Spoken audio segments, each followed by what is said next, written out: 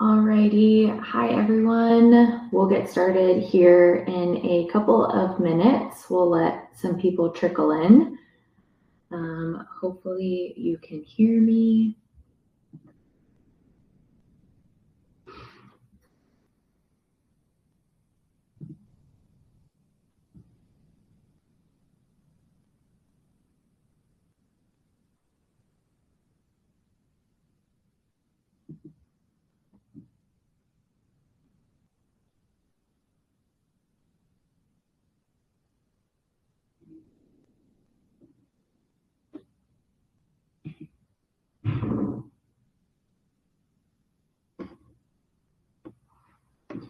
We'll get started here in just a couple minutes as we let some people trickle in and log on.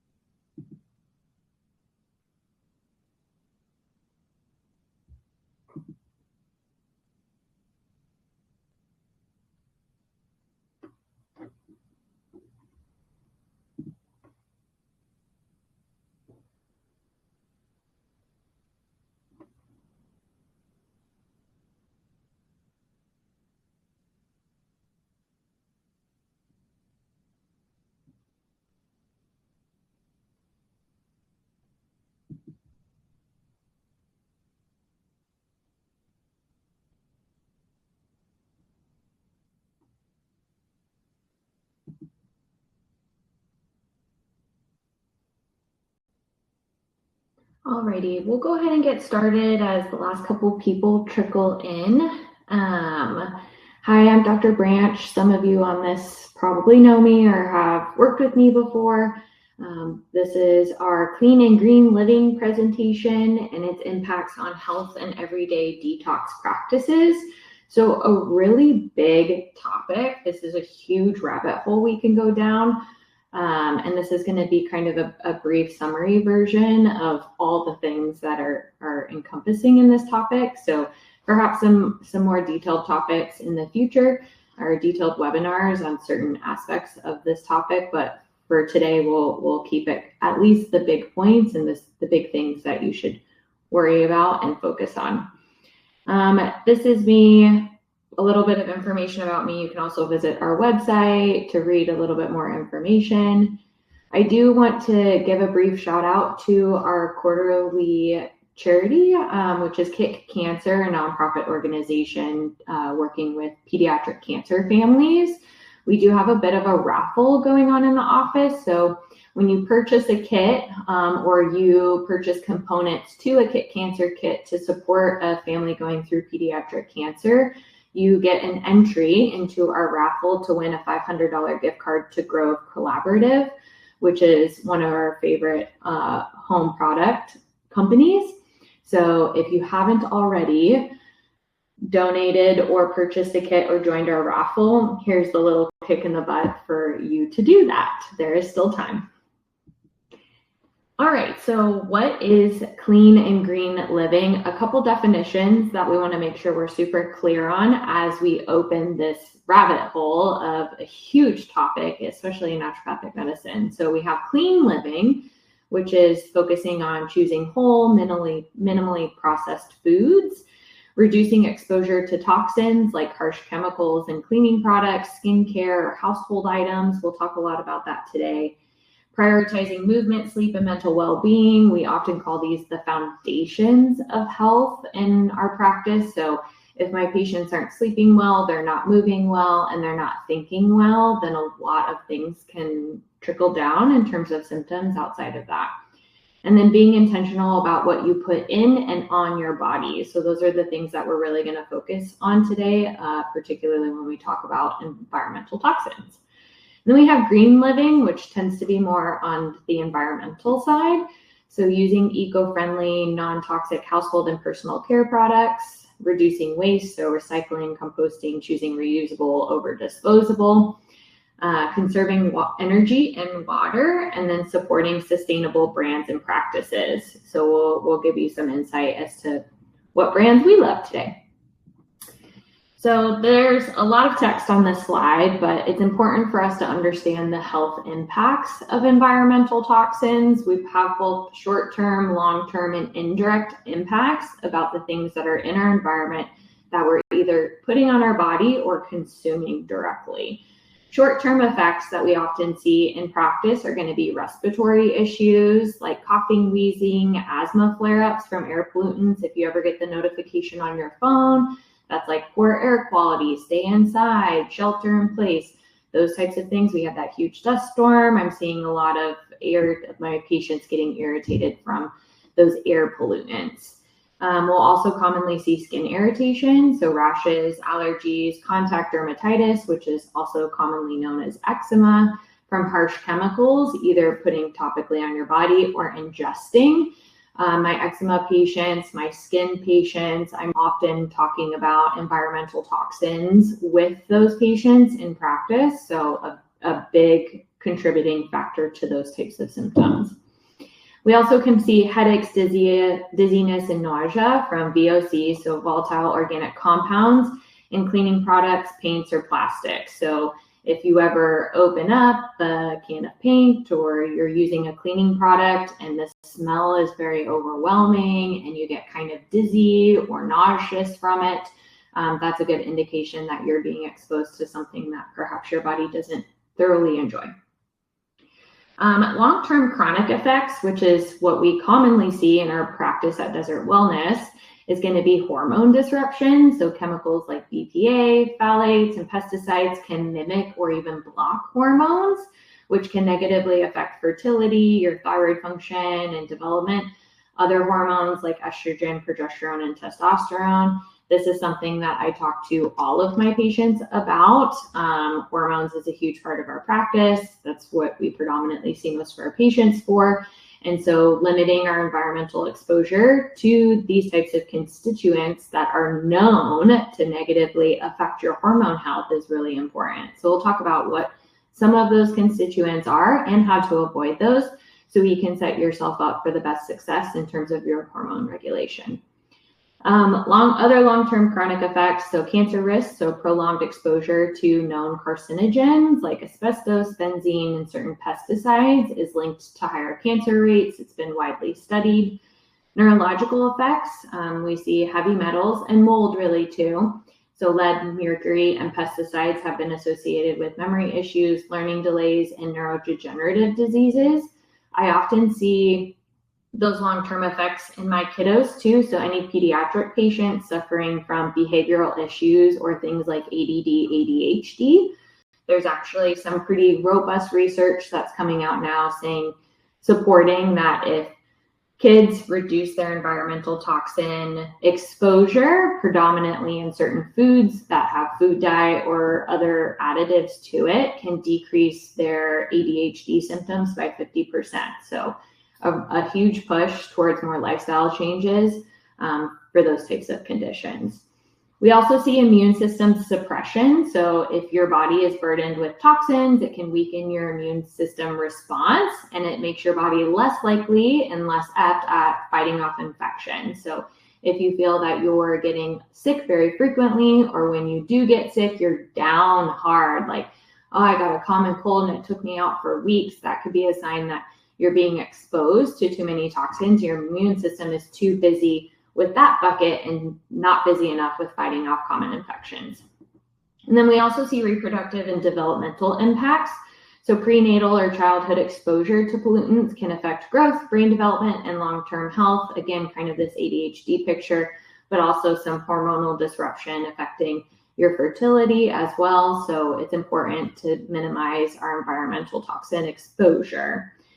Indirect impacts of environmental toxins on our health particularly. So poor air and water quality can increase your risk for cardiovascular disease, obesity, and diabetes.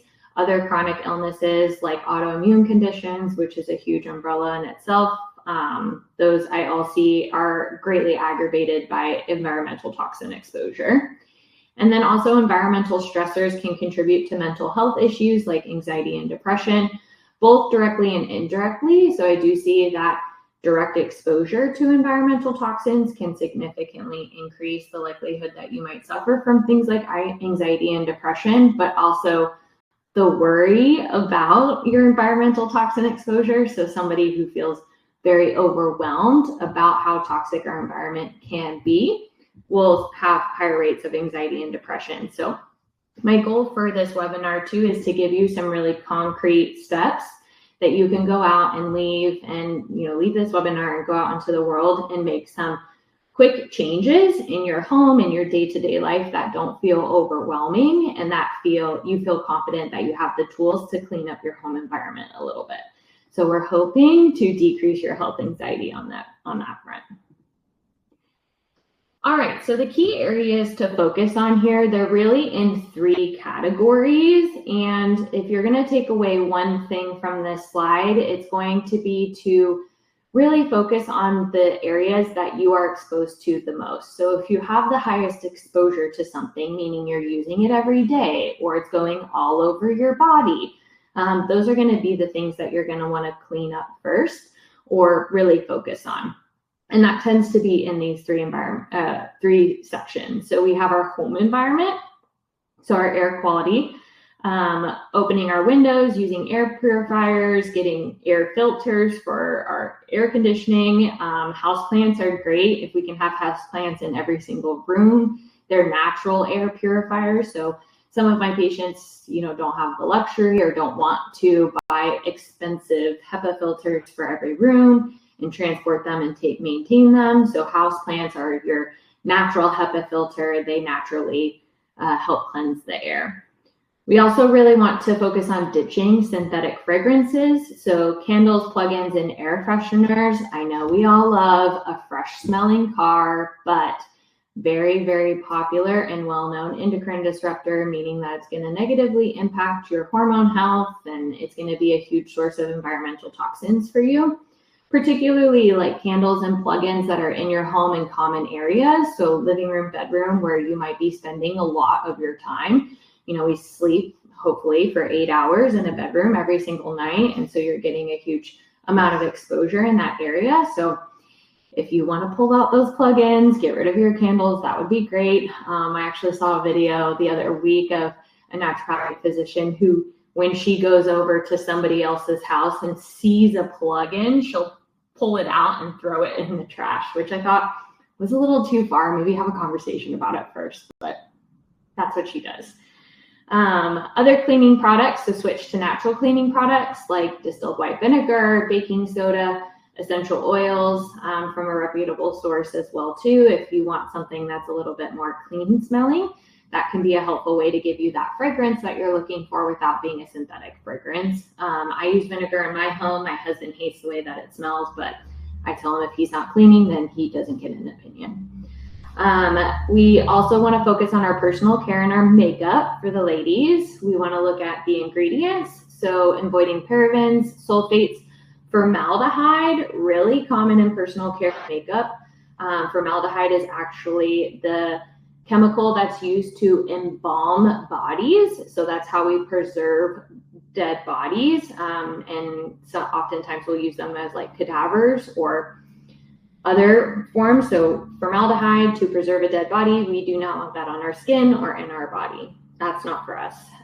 Talc's also common, and again, it's synthetic fragrance, often found in personal care products. For this, we'll talk about this a little bit later too. We love using our trusted apps to help take off the burden of having to flip labels and look for words that are triggering or that you should be focused on. So that's where the apps can really come in handy, because it can be very overwhelming to turn labels of everything that you're shopping for at the store and try to figure out what in the ingredient list is bad for you. So that's where the apps come in. We'll talk about some of our favorite apps in a couple slides. And then the other big thing that I talk about with my patients is going to be kitchen and food storage. So plastics, we're breaking up with plastics. We're not going to use them anymore. We want to use glass or stainless steel, particularly in Tupperware and drinking bottles. So avoiding plastic water bottles and avoiding plastic Tupperware. If you have plastic Tupperware at home, you can kind of slowly transition out. The big things that I talk about with my patients who have plastic Tupperware and feel overwhelmed about trying to buy a whole thing of glass Tupperware today is you just want to make sure that you're not putting hot food into that plastic Tupperware and you're not reheating food in that plastic Tupperware. So eventually we want to switch over to glass, but if that feels a little bit overwhelming, we can get some glass and use that predominantly for our hot food leftovers or something that's being reheated, and remain with the plastic Tupperware at this time for cold food storage that remains cold food. When we heat up these things, that's what really significantly increases the toxin dump into the food. So plastics and heat do not mix at all. We also want to focus on our drinking water, particularly here in Arizona. We've got poor faucet water, so we want to have filtered water. A lot of homes or a lot of people get RO systems installed, which is a great alternative to make sure that you've got clean drinking water at home, carbon filters, and again, avoiding those plastic water bottles. Also great for the environment to avoid single-use plastic and get yourself like a nice stainless steel cup for your drinking water. I mean, Stanley cups are all the rage right now. If you don't have one, right, go treat yourself to one. And then food, organic when possible. Now, this is a common conversation I have with my patients, and I understand that purchasing completely organic food is one, expensive, and two, can be very overwhelming. I mean, sometimes organic blueberries at the store cost like $8, and I could eat 10 of them in one sitting. So you don't want to spend $80 on blueberries every day. Or if you have a lot of family members, a lot of boys at home that perhaps eat a large quantity of food, that can get pretty expensive pretty quickly. So what I talk to my patients about very commonly is going to be more so the Dirty Dozen. And this is EWG's 2025 Dirty Dozen list I've included for you. And these are going to be the top 12 foods ranked in order of highest pesticide and pollutant exposure. So these are the foods that I encourage my patients to purchase organic. EWG, if you go to their website, they also have a clean 15 list. So the foods that they've tested that have the lowest pesticide and pollutant exposure, that might also be a helpful reference for you to go search out. But usually I'm talking about the Dirty Dozen for my patients to help mitigate the feeling of overwhelm. So in order of pollutant, spinach, strawberries, kale, collard greens, mustard greens. At the top three there, spinach was the most polluted food grown per weight. And then strawberries, a super common thing that Americans love to enjoy. That's going to be highly pollutant with dozens of tested pesticides, even on, labeled natural or whatever. So these are going to be the ones that you're going to want to purchase organically, and maybe something else like zucchini, you can opt for the regular kind at the store and save a few dollars in that area. So this is a great list to have either kind of saved to your camera roll when you're out shopping, or just kind of know that these are going to be the highest toxic foods, and that's going to be the ones that you want to buy organically. So I've included some, this is not a comprehensive list by any means, but some examples of products that would be flagged no. One of the apps that we're going to talk about later is the EWG app. It's one of my favorites. They grade each product. So you can search products or you can scan products and they're going to give you a grade. These all got Fs. So these are going to be things that we're going to want to remove from our homes with time. Roundup, known glyphosate, huge endocrine disruptor, huge known carcinogen. So say no to Roundup. If you live on a golf course or other green belt that's using this, we might want to talk to your HOA. Things like Fabuloso, so the floor cleaners here. We've got laundry detergent, Ajax. Here's those tricky little Glade plugins that make your house smell really synthetically fragrant. Our favorite, Bath and Body Works, scented candles, no bueno. And certain makeup quality products that aren't great too, especially lipstick. Lipstick's something I talk to my patients about too, because the likelihood that you're not only putting it on a vascularized area, but also ingesting it just by licking your lips and talking and those types of things. So that's something you're going to want to make sure is a little bit on the cleaner side. So here is your very simple step-by-step approach to transitioning to cleaner home, health, and beauty products without feeling overwhelmed. So step number one is you're going to start small. This is something we often talk about in the office, is you're going to swap out as you run out. So if you just went to Costco and you stocked up on everything, use what you have. You spent your hard-earned money on that product. Let's go through it. When it's time to repurchase, we'll opt for something on the cleaner side. So that's where these apps can be helpful, as you can quickly identify what is a cleaner product. I try to include some really common products at the end of this presentation that can be very commonly found at places like Target. So we can get, you don't have to purchase everything specialty online, but this is a great first step, as you run out of something, instead of repurchasing the toxic one, we opt for something cleaner when it's time to repurchase. Step number two will be to focus on what you use the most often. So like I said, the things that you're using every single day, your, plates and silverware from the dishwasher, your makeup, your deodorant, your toothpaste, those types of things that you're using every single day, hopefully, you're going to have the highest exposure. So those would be the items that I would maybe focus on first. And then three is really lean on your trusted resources. So my favorites are the EWG.org app and the Yucca scanner, but other great apps are going to be the Fig food scanner app. Think Dirty is really popular. I really like the Bobby Approved app too. Bobby is a big Instagram person. I don't know what his handle is, but he goes on shopping sprees at Costco and will flip labels and tell you what to look for. So if you're looking for a little bit more education on how to flip and read labels, his Instagram is really interesting, and I really like the content that he puts out. He does have an app where you can search and scan products and see if they're Bobby approved. And then you also can look for the Made Safe certification on the packaging. So that takes a little bit more investigation. Here are some of what those apps look at. So the EWG is my favorite. That's the one that I use the most. We have the Fig food scanner. That's great. That one is paid. The EWG app is free. Bobby Approved app is free. The Yucca scanner app has a free component to it, and then you can get premium memberships where you can do a little bit more easy searching. But I think it's only $10 a year, so it's really not that much.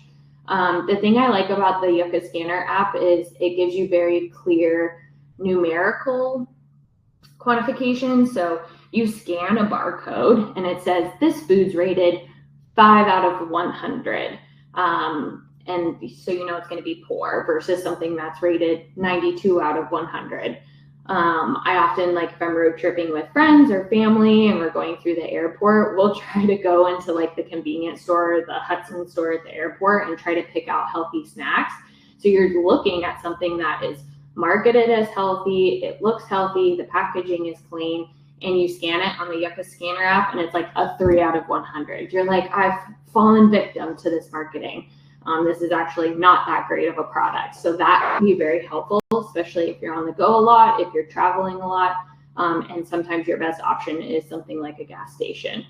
I think I was playing around with this earlier today, and I looked up Cheez-Its, and Cheez-Its were a 4 out of 100, but then a Snickers bar was actually a 24 out of 100. So apparently a Snickers bar is cleaner than a Cheez-It. So we'll have to maybe do some digging on that. I don't believe it.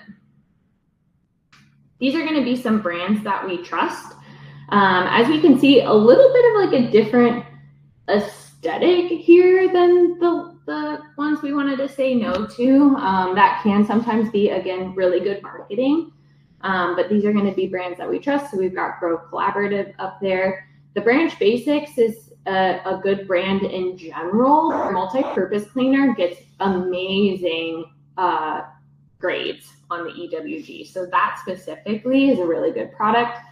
7th Generation is a really common household cleaning, laundry, dishwasher tab product that you can find at places like Target. So that can be a little bit more accessible if you want to shop locally and not want to purchase something online and wait for it to come in. The Attitude, I believe that's laundry detergent. They get amazing scores as well. Their whole company, that's going to be online. I don't commonly see that in stores. This Desert Essence, they get great reviews for their toothpaste, whether you're looking for something that's fluoride free, which is what some people tend to opt for. So they've got great stuff. I'm pretty sure I've seen it at Sprouts before, so that might be a good place to look for it. The generic brand for Whole Foods, that 365, they do decent grades for their food products. However, their cleaning and personal care, like their home and personal care products, get even better reviews. So a really great way to, get your laundry detergent or some body lotion. Their shampoos and conditioners get really great reviews. They're all A's and B's on that EWG app. So 365 can be a reputable brand for you. Makeup tends to be a little bit harder. Honest gets some pretty good reviews, and Ilia gets some pretty good reviews as well. And then if you've ever been into our office or talked to any of the providers about skincare, we are big fans of Eminence, which obviously gets amazing reviews from EWG. So their products are super clean and natural, not a whole lot of filler synthetic items in there. So we love that. All right, so I do want to open up the floor to some questions. Let's look at the chat here. What about soy candles? Soy candles depends on where and how they're made and what's in them. Sometimes soy candles can still be put like synthetic fragrance in them. So if you find a local maker who's using more like essential oils, that tends to be the best. If you are like burning candles in your home, oftentimes I'll encourage my patients to swap over to an essential oil diffuser. And so that would be my preference there. But if they're 100% soy, like you're saying, and they're scented with things like essential oil and there's no synthetic fragrance in them, then that should be fine. Any difference on the Dirty Dozen by country of origin? I'm sure there is, because the states don't do it right when it comes to pesticide use and, agriculture. So there probably is a factor that influences, whether or not that food group makes it onto the Dirty Dozen list. If we go back to the Dirty Dozen list, the surprising one for me between 2024 and 2025 here was actually potatoes got onto the list, which is a huge American consumable. We love our potatoes, and she's rounding out at spot number 12. Traditionally, potatoes hasn't been on the Dirty Dozen list, so something's happening in either where we're getting the potatoes or how Americans are growing potatoes. Crunchy is a great toxic-free brand for makeup too. Perfect. Thank you for that recommendation.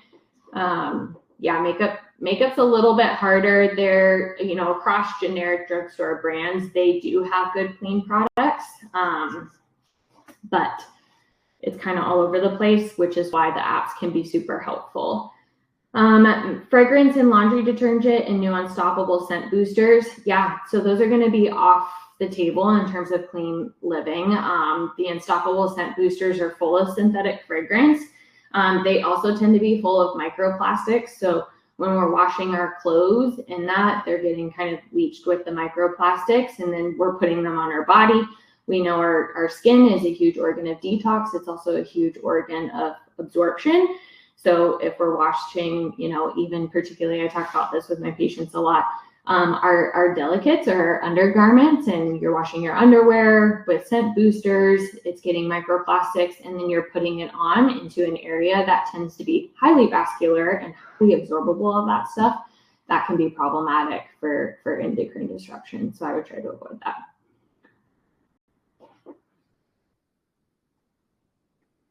Any other last minute questions or thoughts? Again, we can talk about this all day. This is a huge topic. I hope that you all have, some concrete steps for us to move forward in terms of how do we clean up your home environment step by step using kind of these 3 things that we have here, and hopefully work towards a little bit of a cleaner house and happier hormones as a result of that.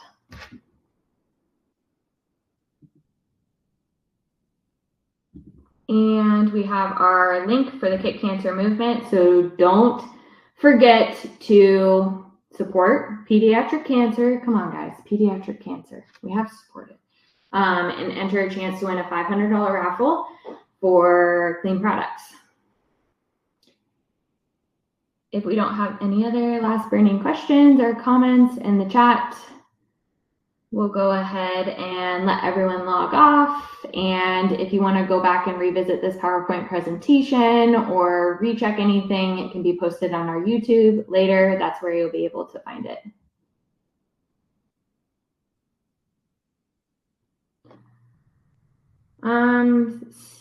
Sometimes cleaning produce can help. I would still avoid with the dirty dozen. Particularly my patients will use just plain baking soda and white distilled vinegar to clean their produce. Organic, I would still focus on the dirty dozen though.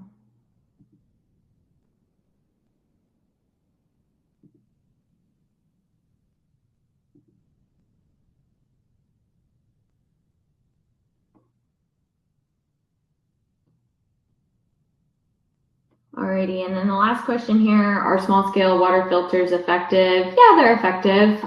You can always purchase test strips to test your water too for certain constituents, so that might be helpful, a science experiment at home to make sure that you're not drinking like arsenic or lead or formaldehyde. Fluoride's a common one here in Arizona for drinking water.